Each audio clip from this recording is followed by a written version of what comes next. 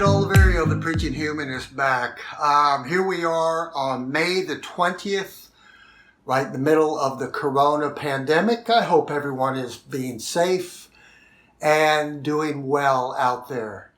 I'm anticipating a normal life coming up, as well as 7.5 billion of us on this planet. So I do have hope in humanity as a humanist, and I think we will eventually get out of this. So in the meantime, I'm stuck at home like most of you are, and my wife has kicked me out of the kitchen because she's a middle school teacher and she is doing her distance learning with her students on her computer. So you might hear her in the back there and she might hear me. So I even had to kick my cat out of here, Beatrix, because she was wanting my attention. So I came back here in my little tiny man cave to do a video. So hopefully in a few weeks, I and the others who do our shows at the studio, the Atheist Community of Austin studio, will be back recording. So in the meantime, I did want to finish up on the humanist commitments. Did part one on that about a month ago and haven't really posted anything in a while. And I thought I would finish up on that. So I just want to kind of lay back here, sit with you on our little humble bed back here in our bedroom. So yeah, I want to discuss something that I'm very passionate about, and that's secular humanism, as you know by now. And realize, my viewers, that this is something that can replace these religions. We hear it all the time, that to be good, to be moral, to have guidelines or ethics and so forth comes through being religious and loving God and following the Bible and Christianity. Well, we have something as a very good alternative, and I think it's superior to the theistic morality, the biblical morality. So let's continue with this on the humanist commitments, number 6 through 10. So number 6 is peace and social justice. I will, as a humanist, help other people to solve problems and handle disagreements in ways that are fair to all. So we are, in other words, peacekeepers. I know that sounds familiar. Blessed are the, what does it say? The peacemakers and peacekeepers, right? So we do the same thing because it's human. We want to keep peace. We like world peace as well. Social justice is something that we can take part in and be very active in the humanist movement. Social justice is that concept of fair and just relationships between individuals, and that's very important to understand, between individuals and societies, making sure that people have their rights and freedoms, and we mean all people. We as humanists push back against any type of discrimination. We don't like discrimination. We want equality and fairness. Any kind of discrimination and or inequalities, which would include people with physical and intellectual disabilities, racial discrimination, gay, lesbian discrimination, and yes, even atheist discrimination. So we push back against any kind of discrimination and inequalities. Number 7, this is a good one. Critical thinking. I will, as a humanist, and I hope many of you apply this to your life, I will practice good judgment by asking questions and thinking for myself. Now, this is what I call the lost art of critical thinking. In our age now, this counter-enlightenment movement where facts, science, and data is not very important to many, many people in our country of America. Those of us that find value in science and reason and actual facts have to push back against this counter-enlightenment. Critical thinking is that clear, rational, objective, informed by evidence thinking. Many of us in the secular humanist movement do apply critical thinking, especially to the matters of faith, because that's how we figure this stuff out. We put it to the test. But we want to apply it to all areas of life. No one's perfect. I don't, but I'm learning how to. My first encounter with critical thinking was way back in the late 70s or early 80s as a young preacher. I remember in one of my father's newcomers Sunday school classes at his church. He was the pastor, and at that time, before I went independent, I was the staff evangelist, many other things. And I was teaching a class. There must have been 20 or 30 people in there, adults and young people. And I was talking about the conquest of Canaan land when the Israelites were commanded by God to go across into the promised land and destroy and kill and take slaves and keep sex slaves and all this real moral stuff, right? Wrong. And I'll never forget that a gentleman in the class raised his hand. He was the known skeptic, a father of one of my close friends. And I was young. I was probably in my mid-20s. A hotshot young Pentecostal preacher was I. I thought I knew it all. And this man had a question. He was probably in his 40s or 50s. And he raised his hand right in my middle of my talk. And he said, "Yes, brother so-and-so." And he said, "David, I don't get it. Doesn't make any sense. Why would a moral, perfect, loving deity and God command his children to kill people from another nation, another tribe, only because they have a different opinion, a different worldview, and a different God that they worship?"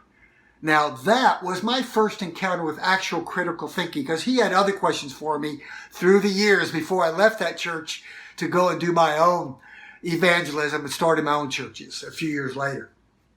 That was my first encounter with critical thinking.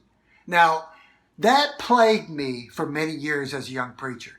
And every time I had that little spark of doubt, that seed that was planted through that question that older gentleman asked me, that planted a seed for me to use critical thinking much more often as I became older. All right, and number 8 is service and participation. I, as a humanist, will help my community in ways that lead me to get to know the people I'm helping. Not only do we like to do videos, public speaking, and so forth, but we really don't get to know the people and rub shoulders with them, right? To get out there where the rubber meets the road, like I like to do on the weekends. Actually talking to people, holding up signs, feeding homeless people with my humanist t-shirts on. And this is very important for people to see when you do good things as a person to help other people. You want to be recognized in the community, not only as a fellow person, a fellow human being, but Christianity continues in our country to receive the credit. The good goes to this deity, this belief system, and to Christians. I, as an activist, am okay with them doing well, and I'm glad they do it. But I want equality. I want people to see that we as secular humanists and unbelievers do the same thing they do, because I am attempting to show them that this is an alternative for those that are leaving that.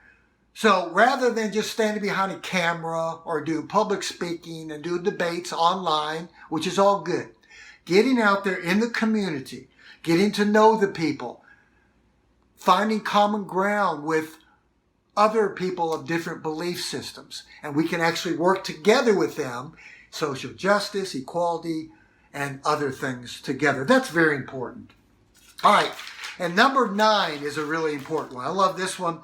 We're going to get right back to morality, and we discussed that quite a bit on my show. So this particular one I did not long ago called Moral Cultivation.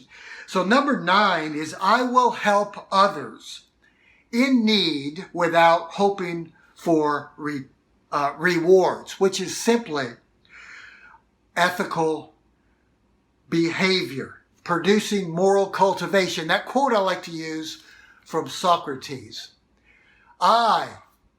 He said, cultivate myself every day. And I do not attempt to change others, because courage is what Socrates said, is the ability to conquer not others, but yourself. The courage to be kind, the courage to be just, the courage to be good and moral and ethical. And what I call that moral cultivation and helping other people with ethics. And again, this is something hard for those that continue to believe in the supernatural.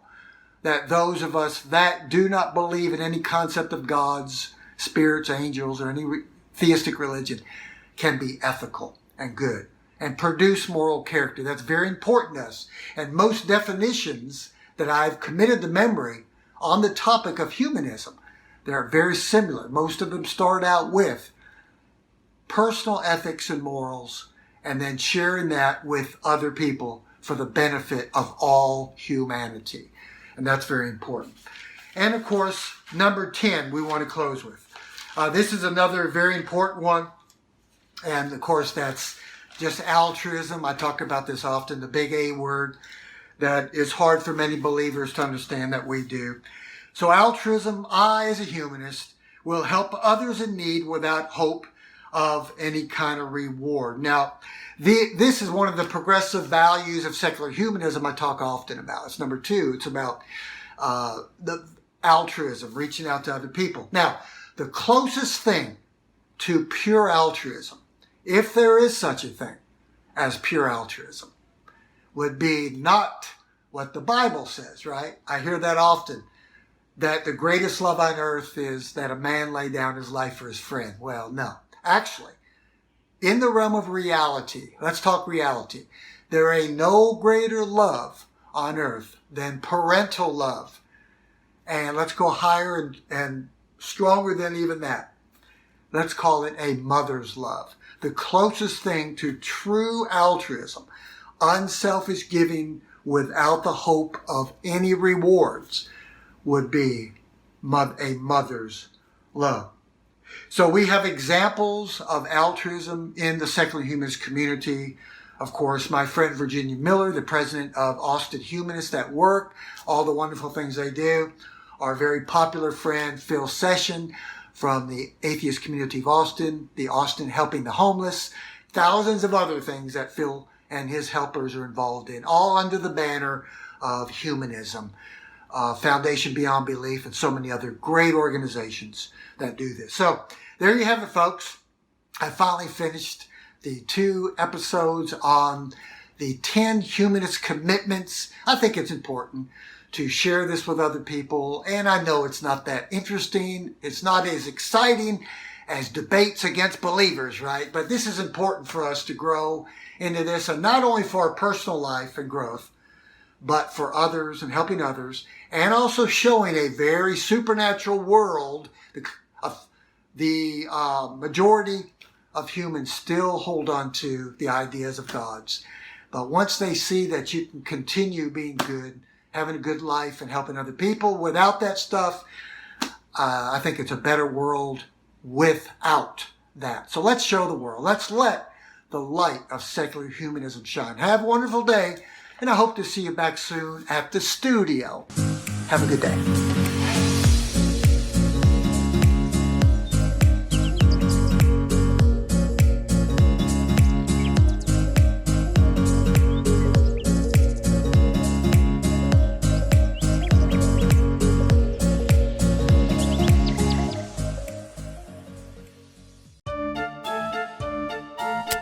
What are we doing, man? What are we doing? No, you're done.